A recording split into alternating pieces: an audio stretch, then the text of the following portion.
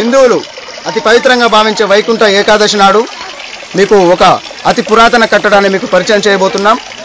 నల్లమల్లలో ఉండే దేవాలయాల చరిత్రలో కార్తీక పౌర్ణమి నాడు అతి పురాతన దేవాలయాల్లో నాగేశ్వరం ఈ యొక్క దేవాలయం అతి పురాతనమైనది.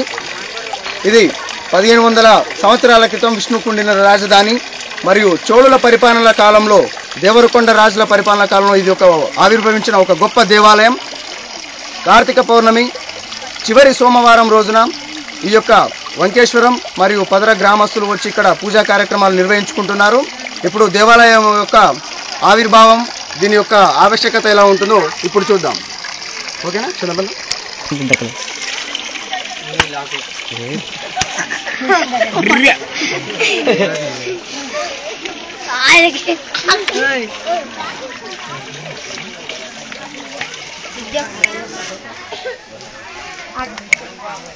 ఇదే మనం చూస్తున్న దేవాలయం నల్లమల్లలో అతి పురాతనమైన దేవాలయంగా ప్రసిద్ధిగాంచిన నాగేశ్వరం దేవాలయం విష్ణుకుండినిల రాజధానిలో చోళ పరిపాలనలో భాగంగా దేవరకొండ రాజుల వారి పరిపాలన కాలంలో దాదాపు 1500 సంవత్సరాల క్రితం నిర్మించిన ఈ యొక్క పురాతనమైన దేవాలయం.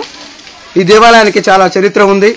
నాగేశ్వరుడు సర్పయాగంతో దీన్ని నిర్మించి అందరికీ హిందువుల యొక్క పవిత్రమైన దేవాలయంగా ప్రతి కార్తీక మాసానికి వైకుంఠ ఏకాదశి నాడు కార్తీక మాసంలో చివరి సోమవారం రోజున ఇక్కడికి వచ్చి భక్తులు ఎల్లవేళలా పూజలు నిర్వహించుకుంటూ ఉంటారు. అదేవిధంగా ఈ యొక్క గుప్త నిధుల తవ్వకాల కాలంలోనే ఈ యొక్క దేవాలయం బయటపడిందని చరిత్రకారులు చెబుతున్నారు. మనకు కపిలవాయి లింగమూర్తి గారు రచించిన పాలమూరు జిల్లా దేవాలయాల చరిత్రలో భాగంగా దీన్ని గొప్పగా ప్రస్తావించడం జరిగింది. నల్లమల్లలో వంకేశ్వరం గ్రామం మరియు పదర శివారులో ఉండే ఈ యొక్క దేవాలయము అతి పురాతన దేవాలయంగా ప్రసిద్ధిగాంచింది. ఇదే విధంగా ఇక్కడ సంబంధించిన భైరవశిల అని పక్కన SLBC మెగా ప్రాజెక్టు పక్కనే అతి సమీపంగా ఉన్న ఈ యొక్క దేవాలయాన్ని ప్రభుత్వం ఎంతైనా అభివృద్ధి పరచాల్సిన అవసరం ఉంది. వంకేశ్వరం గ్రామం మరియు పరదర శివారులో ఉండే గ్రామ ప్రజలు అందరూ ఈ యొక్క ఉత్సవాలను చాలా ఘనంగా జరుపుకుంటూ ఉంటారని ఇక్కడ అందరూ చెప్తున్నారు. కానీ ఇప్పుడు పాశ్చాత్య సంస్కృతి ప్రభావంతో ఈ యొక్క ప్రజలు కూడా భక్తులు కూడా అతి తక్కువ సంఖ్యలో పాల్గొంటున్నారని అంచనా వేస్తున్నారు. గత 5 సంవత్సరాల క్రితం ఇక్కడ ఉత్సవాలు ఘనంగా జరిగేవి. కానీ మన ఆంధ్రప్రదేశ్ దేవాదాయ ధర్మాదాయ శాఖ ఎలాంటి చొరవ తీసుకోకుండా ఇలాంటి దేవాలయాలను నల్లమల్లలో ఉండే దేవాలయాలను గుర్తించకుండా పక్షపాత వైఖరిని వహిస్తూ ఈ యొక్క పరమ పవిత్రమైన దేవాలయాన్ని అభివృద్ధి చెందాల్సిన అవసరం ఎంతైనా ఉంది.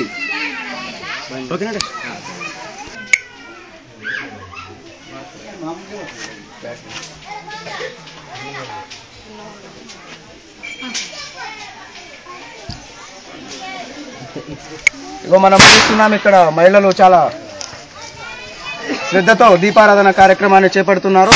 ఈ ఏకాదశి నాడు వైకుంఠ ఏకాదశి నాడు గ్రామస్తులు అందరూ ముఖ్యంగా వంకేశ్వరం గ్రామస్తులు ఇక్కడ ఈ యొక్క కార్యక్రమంలో ఎక్కువగా పాల్గొంటున్నారు. మనం అందరం చూస్తున్నాం. పక్కనే ఒక పుట్ట కూడా ఉంది. అదేవిధంగా కింద ఉండే దేవాలయం అనేది అతి ఎత్తైన ప్రదేశంలో ఉండి మిగతా వంట వారు మొత్తం కింది ప్రదేశాల్లో చేపట్టుకుని పైకి వచ్చి స్వామివారి పూజా కార్యక్రమాలను పూర్తి చేసుకుంటూ ఉంటారు. ఇక్కడ చూస్తున్నాం మనం స్వామివారి నైవేద్యాన్ని చాలా అద్భుతంగా తయారు చేస్తున్నారు. గ్రామస్తులు అందరూ ఇక్కడ వచ్చి స్వామివారికి నైవేద్యం సమర్పణ కార్యక్రమము దేవాలయ కమిటీ వారి ఆధ్వర్యంలో జరుగుతూ ఉంటుంది.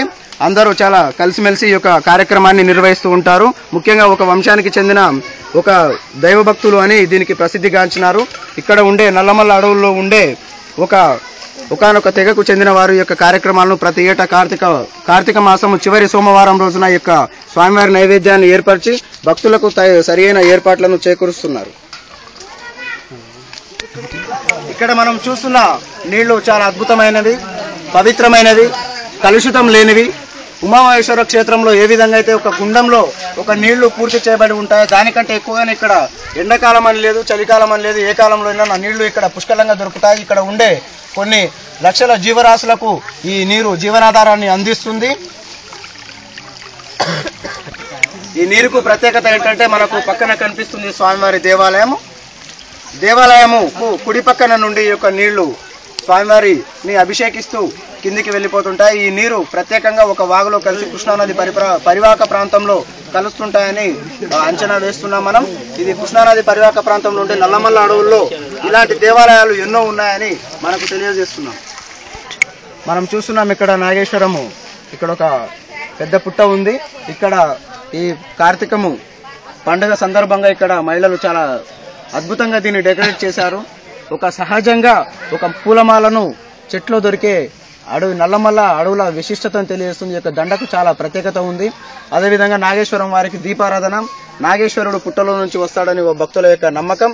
అదేవిధంగా ఇక్కడ స్వామివారికి నాగేశ్వర స్వామికి ప్రసాదంగా మహిళలు, ఇక్కడ ఉండే మహిళలు దీపారాధన చేసిన తర్వాత ఈ యొక్క గుడ్లను స్వామివారికి ప్రసాదంగా అందజేస్తూ ఉంటారు.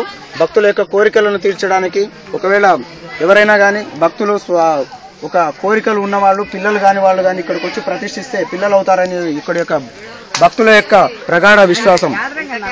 ఇగో ఇక్కడ మనం చూస్తున్నాం స్వామివారికి ప్రసాదంగా దేవాలయం తరపున అమ్మవారికి మరియు నాగేశ్వర దేవాలయానికి ఇక్కడ ప్రసాదంగా గ్రామస్తులు, మహిళలు అందరూ ఈ యొక్క కార్యక్రమంలో పాల్గొని ఇక్కడ మనకు నైవేద్యం తయారు చేస్తున్నారు.